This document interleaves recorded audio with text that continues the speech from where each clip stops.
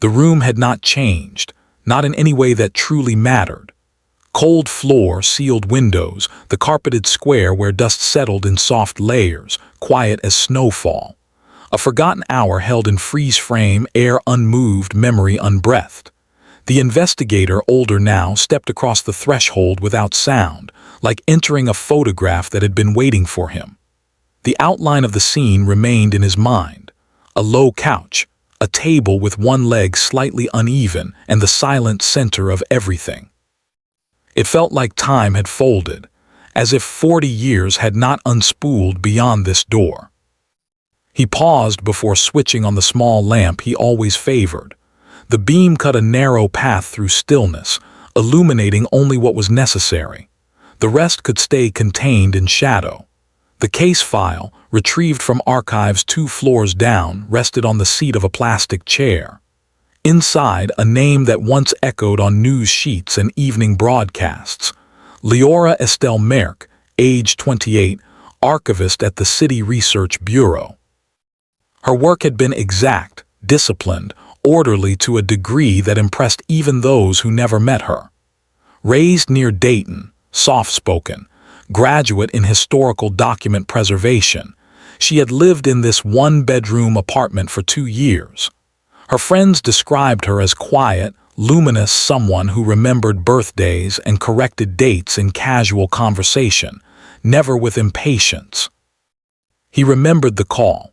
He remembered arriving under flat winter light, walking carefully across yellowed linoleum, writing down each impression with meticulous lines.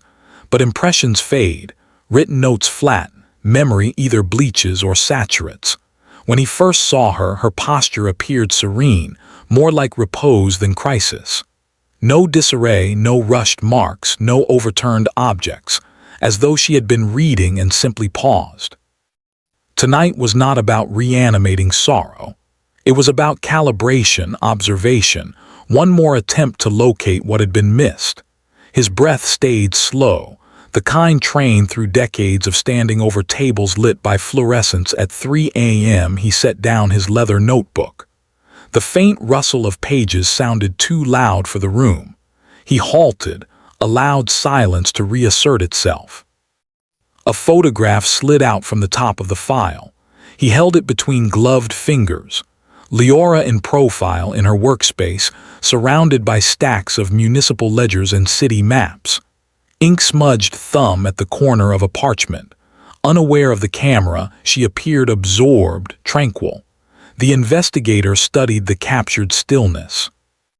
Her colleagues had said she often worked late, reconstructing waterline diagrams from the 1920s, verifying land deeds from a time before many of the streets outside even existed. He knelt, examining the carpet. The fibers held scent of age and something like old envelopes, faint adhesive and dust. Beneath that, nothing sharp, nothing sour. The city reports from the original file had described the space as intact. He replaced that term in his head with untouched, a word better suited to the sensation. 40 years and still no shift in air. A taped envelope lay in the file, sealed in 1982 evidence formalities, reopened only last week by permission of the review board. The DNA strip inside, barely preserved, meticulously stored, had waited longer than most careers. Science in the era of Liora's passing could not parse the trace. Technology now could. He refrained from anticipation. Facts first, interpretation later. He placed the strip on the table next to a smaller packet that contained fibers collected from her blouse. Clean fabric, pale blue, no tears, no jagged threads. Everything orderly, everything measured. That in itself had always unsettled the team. Not a single piece of evidence told a story with motion. The moment was suspended, but suspension conveyed nothing. A soft crack sounded when he opened the second packet, a page from her notes, recovered from her work satchel. Handwriting neat to the point of elegance. 3 lines. Parcel 17B misfiled. Cross-check morning ledger. Potential duplicate deed, 1906. No urgency, no anxious strike-through, only administrative precision. She had been cataloging land records the day prior. The team had wondered if any of her findings connected to her final hour. For decades, that question floated, rarely touched, too abstract to pin down. He lifted the note from its protective sleeve and held it closer to the lamplight. Parcel 17B, 1906. He remembered reviewing that section of city registries weeks after the event, searching for irregularity. Nothing obvious. A property boundary adjustment, minor, approved by signatures long gone. No scandal, no legal tension, just paperwork. Dust sifted in the lamplight like faint snowfall. He found himself staring again at the space where she had been discovered. The memory refused embellishment. No dramatic arrangement, no posed conclusion. She had been seated, hands resting lightly on her lap, spine straight. Investigators had remarked on the almost peaceful configuration. No sign of struggle, coordination of limbs that suggested intention. He adjusted his stance, letting the stillness compasses align again. A window across the room offered a slice of the city skyline, blurred by evening condensation. Cleveland in winter, slate-colored calm. He wondered how often she had looked through that same pane, cataloging decades-old river pollution statistics or tracing rail development lines with fine pencil. Her background file held details often overlooked. She spoke 3 languages fluently, maintained a long correspondence with an aunt in Belgium, collected stamps not for rarity but for postal markings. She liked accuracy, not value. Nothing in her life pointed toward chaos or unpredictability. He turned to the audio log. In '82, he had recorded his observations on a small handheld device. The digitized version sat within the case. He pressed play. Static first, then his younger voice, measured and monotone. Scene secured at 22:14. No forced entry. No signs of disruption, personal effects undisturbed. Subject appears calm, awaiting lab. He paused playback. The younger voice sounded narrow, efficient, almost anonymous. He clicked forward another section. Her desk contained municipal maps, deed copies, waterline overlays. No personal letters evident. Apartment neat, minimal. He let the device rest. The room had the same restful neutrality now. Even the smell of old carpet seemed identical, though that had to be memory projecting. He opened the last envelope, a neighbor's statement, handwritten in careful block script. Mrs. Adler, Unit 204. She noted hearing Liora return at 18:40, greeting someone on the stairwell. The exchanged words had been simple. "Evening, Liora."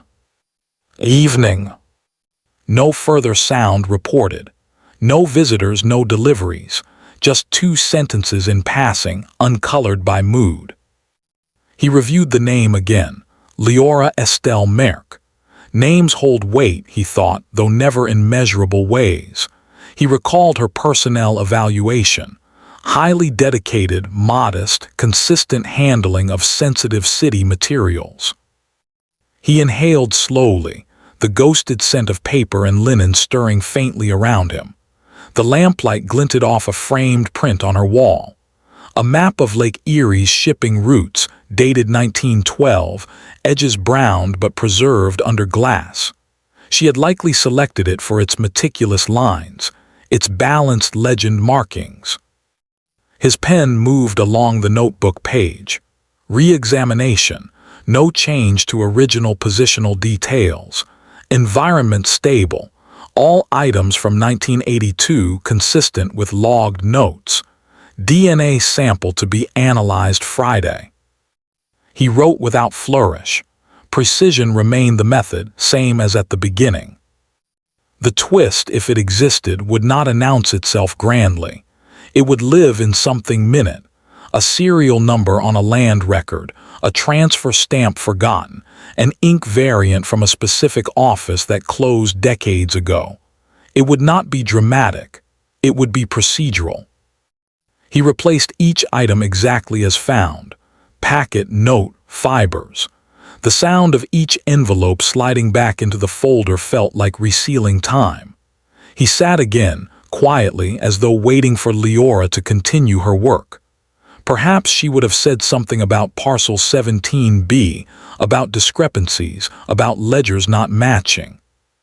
He allowed himself one glance toward the doorway. Age had tempered the room's color palette. Everything seemed muted but intact. The memory of that night held no sudden shock, only the continuous hum of unanswered order. His final act before leaving would be to lock the file again, but not yet. He felt the drive to chart one more detail, the angle of her chair. On the diagram from 1982, the chair was at a slight tilt, almost imperceptible. Yet here its position was aligned straight, parallel to the window. He double-checked the crime scene photograph. Yes, then slightly angled. So who had adjusted it? Not cleaners, this room had never been on rotation. Not family, the apartment had closed the week after. Not colleagues, they had been granted entry only once, supervised, and the photograph taken was from before. He noted it, chair orientation discrepancy. Minor but verifiable, likely moved post-documentation. Source undetermined. No panic entered his thoughts. Only the slow recognition that precision had yielded the first hairline fracture in 4 decades. He let the air settle again, senses tuning to carpet fibers, lamplight hum, the delicate perfume of paper that had not been touched in half a lifetime. Outside, the city moved in quiet cadence, unaware that a 40-year pause had just shifted a fraction. He closed the notebook. In that stillness, nothing resolved, nothing concluded. Yet the tiniest realignment, one chair leg, one unlogged motion, suggested that something human had lingered longer than any record. He stood, careful not to disrupt the equilibrium the past insisted upon, and waited for the room to breathe him out. He returned the next evening, same hour, same controlled packing, as if entering a long exposure photograph where light never fully settled. The building's hallway carried faint detergent, recent but diluted, and a metallic elevator hum that felt unfamiliar to the era he was re-entering. Time had rearranged everything except this unit. He unlocked the door with archival permission tags still clipped to his coat. The interior greeted him without reaction. Dust, stillness, unaltered outlines. He focused on the chair first, its orientation the mark of intrusion, subtle, rational, yet undeniable. That angle had shifted history by a margin too slim for 1982 to see. He set his portable scanner on the table. It blinked once, silent, ready. Carefully, he lifted the chair by its back, not to move, but to examine the legs. Wood, stable, soft erosion only where shoes had grazed. Beneath the right rear leg, he spotted an indentation on the carpet pile, 2 actually in slightly different positions. One matched the diagram, one matched the current placement. So it had indeed been moved, then replaced. He wrote dual depressions confirmed. Alteration executed with precision, no drag marks, no fiber disturbance. The act of changing the angle but restoring the original distance from the table suggested not panic but intention, a consciousness of detail equal to his own. The unknown individual had respected the geometry of her space. He inspected the table next.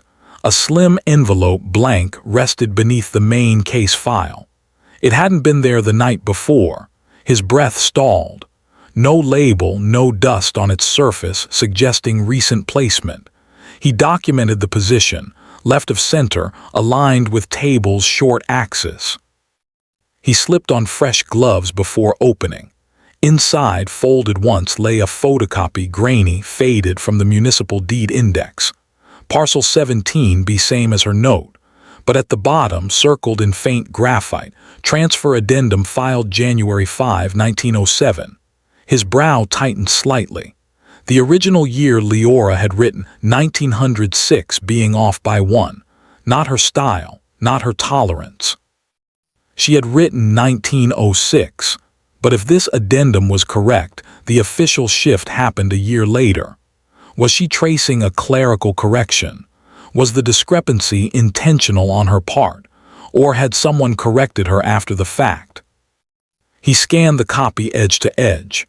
At the lower right corner, barely visible, a library stamp, CRB Subarchive 4, her department, her workspace. That section of the archive had been sealed during renovations in '89, reopened only in 2009, digitized incompletely, boxed again in 2021. Parcel 17B wasn't land of consequence. It sat near old freight rails, now city access roads.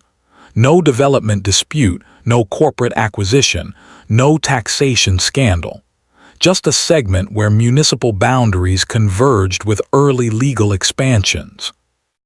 He placed the envelope down, intentionally, marking its edges in his notes like coordinates at a remote dig site. In his recollection, the autopsy report had been equally controlled. No external marks, internal systems undisturbed, cause listed simply, clinically. Nothing dramatic, nothing abrupt. The city had spoken of loss but never circumstance, and over years the case became less unsolved and more unaddressed, a file kept intact but untouched. The DNA test, scheduled hours away, now felt like an intersecting line, not a destination. He thought of the file not as conclusion but as longitude, steady and unbroken, waiting for the correct latitude of evidence to cross it. He walked to the kitchen. Empty counters, white ceramic cups, one placed upside down, its rim aligned exactly with tile grout. She had been someone who favored symmetry. When she cataloged archives, she used weighted corners to hold documents flat. When she dated forms, she formed her numerals with serifed precision. He opened a narrow drawer. Inside, neatly arranged, were small index tabs, unbent, color-coded in pale gradients. At the back he found a single key. Brass, unmarked, smooth from handling. Not an apartment key, not postal. Storage, perhaps. He recorded, unlabeled key, likely internal archive access. He thought of Subarchive 4. That section had been rumored to contain pre-flood cartography, early civic planning drafts, development permits before the fire of 1911 destroyed original municipal offices. If Liora had uncovered misfiled parcel data, she might have flagged inconsistencies between 1906 and 1907 deed transition phases. Not scandal, just misalignment. But in the world of civic records, misalignment could shift entire legal frameworks, retroactively affecting boundary claims. He closed the drawer softly. The faint rasp of wood on metal runners echoed like pencil on ledger paper. His notebook entries grew. Chair orientation suggests knowledgeable return. Envelope indicates presence post-initial lockdown. Parcel 17B discrepancy, potentially clerical rather than intentional. He stepped away from the table, letting perspective reset. His gaze traced the perimeter of her bookshelves. City planning tomes, water quality reports, zoning histories. No fiction, no distraction. One book, however, was slightly out of alignment. Erie Canal Expansion, 1910 revision, its spine pushed forward by a millimeter. He eased it out. A small slip of paper dropped to the floor. Hand-cut, not standard note size, in her handwriting. 17B, 1906 right arrow claims reviewed, map variant. Check ledger shelf C9. Ledger shelf C9, That was in Subarchive 4. He sat, letting the moment settle without declaring breakthrough. Calm, precise, investigative. He lifted the note again. Her pen strokes were firm, steady, intentional. No uncertainty. Her last recorded research step pointed directly to that shelf. He checked her calendar log from the file. The day before, she had signed out one item, C9 ledger freight boundary expansion. But that ledger had never been returned. City archives had searched in 83, in 90, in 2009. It was simply absent, not discarded, not misfiled, absent. He wrote, Ledger C9 missing across 4 decades. His breath slowed again, the weight of dust and carpet fibers giving the room a sealed vault sensation. 40 years of city movement, court cases, mayoral cycles, infrastructural expansions, all while one ledger sat untraced. The evening deepened beyond the window. Sodium street lamps cast amber tones across snow-patched rooftops. A streetcar bell rung distantly, swallowed by winter. He returned to the envelope copy. The circled notation drew him in again. Transfer addendum filed January 5, 1907. If Liora had recorded 1906, she wasn't mistaken. She was marking divergence, original filing versus amended filing, 2 truths occupying one parcel. A duplication, a technical overlap. In land law, even an inch of mismatch could alter revenue assignments, jurisdiction control, or inheritance rights. But here, in Parcel 17B, the land was nothing more than disused groundwork by the train line. Unless it hadn't always been disused.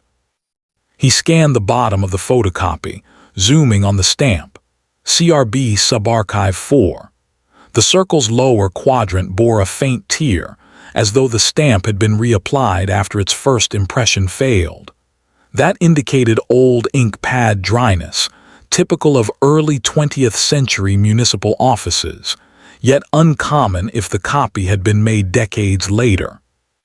Someone had stamped it using original equipment, not a digital overlay, not a replica. He wrote, stamp impression consistent with period tool, not archival reproduction.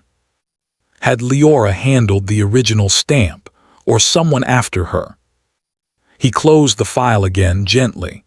The faint thud sounded final, but only administratively. He replayed her colleague interviews in memory.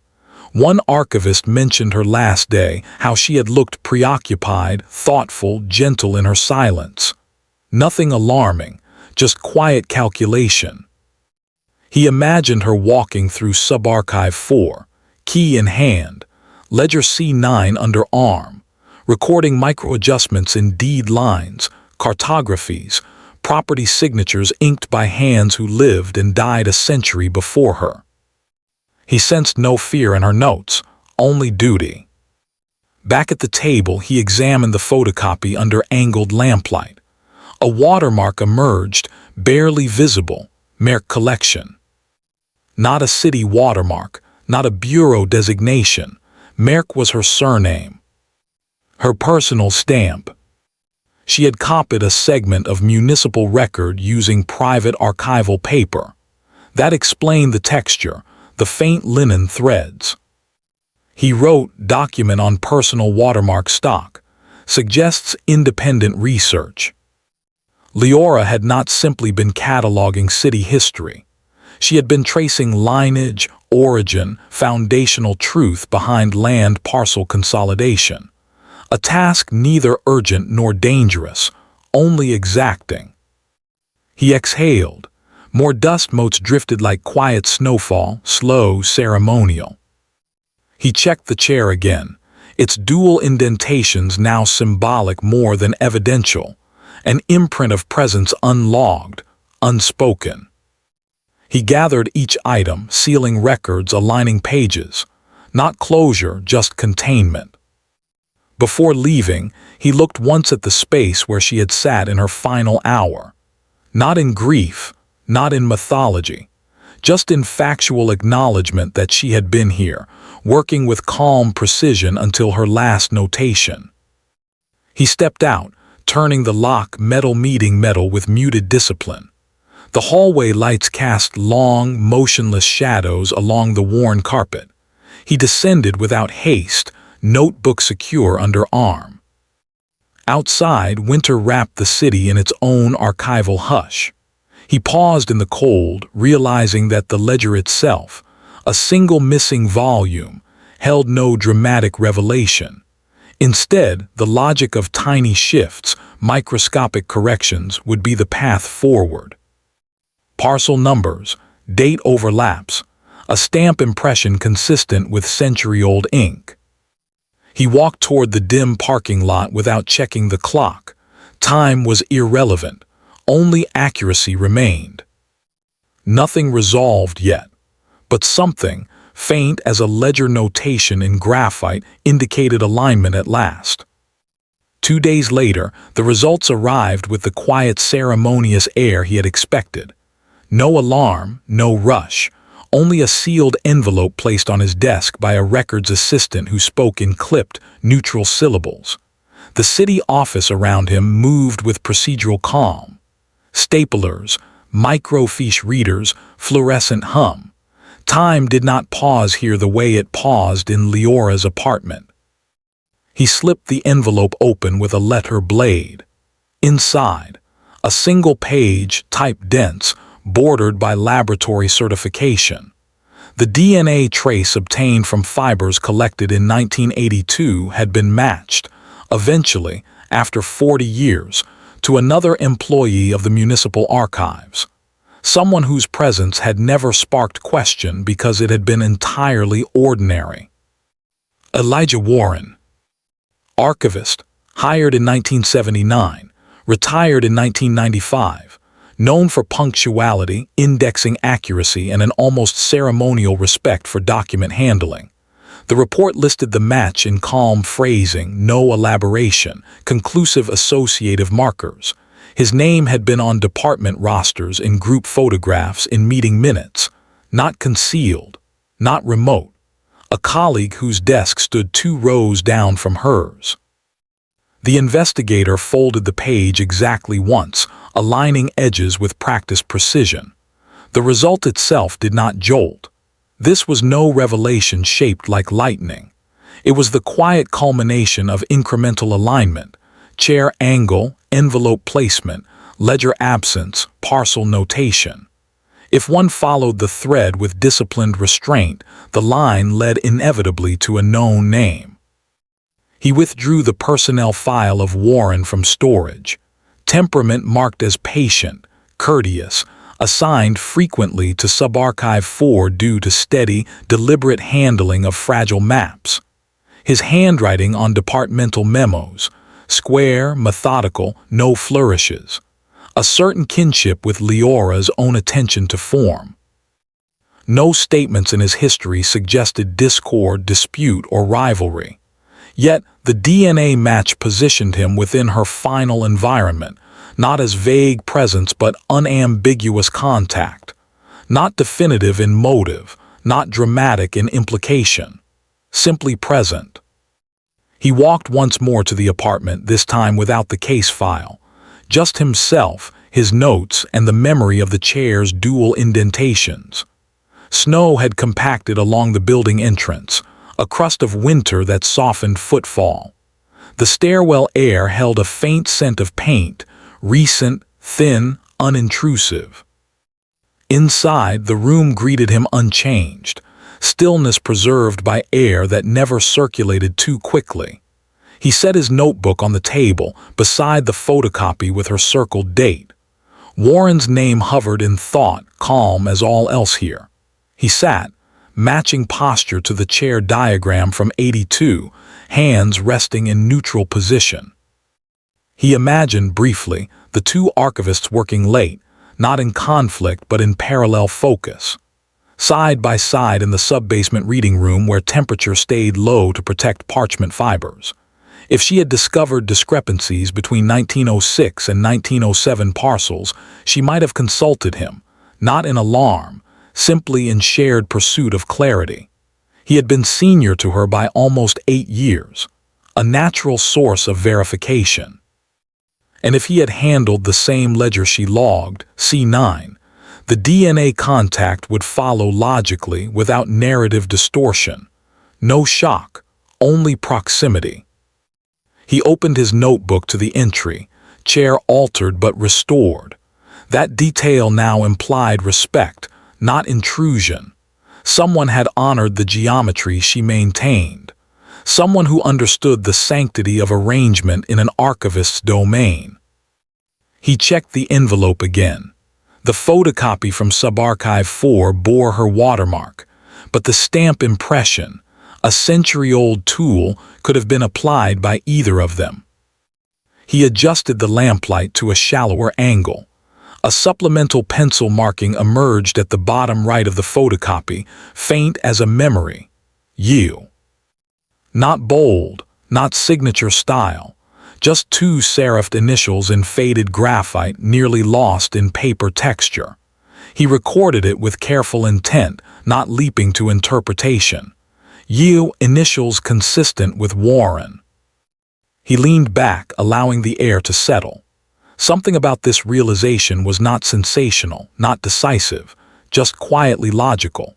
2 archivists, late documentation hours, a ledger with conflicting year stamps. 1906 original, 1907 revision. He envisioned Warren guiding her through the marginalia, pointing out registration codes in handwriting no longer used by the Bureau, discussing transport routes, inheritance filings, railway allotment. No conflict, no haste, only shared diligence. His phone emitted a soft alert, reply from records. Warren now resided in a retirement community near Lakewood. Health calm, mind orderly, schedule predictable. There was no pending inquiry against him. The DNA result was not framed in suspicion but contextual clarity. The investigator closed his eyes for a moment, not to retreat into emotion but to absorb spatial truth. Leora's final hour was not shaped by disruption. It had been shaped by process. She had been working. He had been helping. The misaligned chair, later corrected, was perhaps not intrusion but courtesy. Warren adjusting position to view maps, then restoring her arrangement before he left. He stood and moved toward the window. The skyline stretched quiet beneath evening blue-gray. That same view she would have known, documenting lands that changed in name but not in soil. It occurred to him that the missing ledger, C9, had perhaps not vanished. It may have been transferred, reshelved under Warren's methodical system, never maliciously, only mislabeled during archive consolidation years later. An administrative migration disguised as disappearance. He wrote one final entry. Conclusion of alignment, not crisis. Presence confirmed, intent neutral. Final record reflects collaborative proximity rather than concealed intersection. He paused over the phrasing. Neutral felt accurate. Lives that intersect without collision. Records that merge without erasure. He walked the room one final time. Slow, attentive, like viewing a negative frame before final print. The air held dust-laced light, soft and weightless. He visited each point. Lamp, shelf, drawer, key, parcel 17B notation. None erupted into certainty. All remained stable. As he reached the door, he looked once more at the chair. The indents, old and new, nearly identical, spoke lightly of continuity. A conversation not in voice but in angle, in the return of furniture to its rightful axis.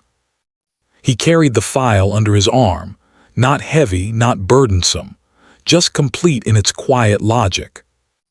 Downstairs, the building hallway felt warmer, ordinary.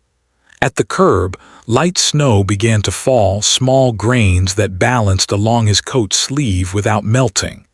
He waited a moment, watching them settle. Nothing urgent pressed against him now, not closure, not revelation. Only structure. Liora's name remained on the ledger logs. Warren's presence at her final recording became context, not catalyst. The parcel dates aligned in marginal ink, not for drama but for city accuracy. He breathed, allowing that calm to hold. His final thought before stepping into the winter air was not of loss or resolution, but of process, clean, deliberate, dignified in silence. The case now belonged not to speculation but to continuity, two archivists refining a record that outlived them both. Justice, if defined, was mechanical here. DNA match, ledger update, archival note. But something human remained in the precision they shared, the mutual respect for paper fibers and ink weight and chair alignment. He walked into the snowfall, coat buttoned, file secure. Behind him, the apartment stayed as it had always been, quiet, dustlit, poised, holding not mystery but the soft gravity of recorded truth.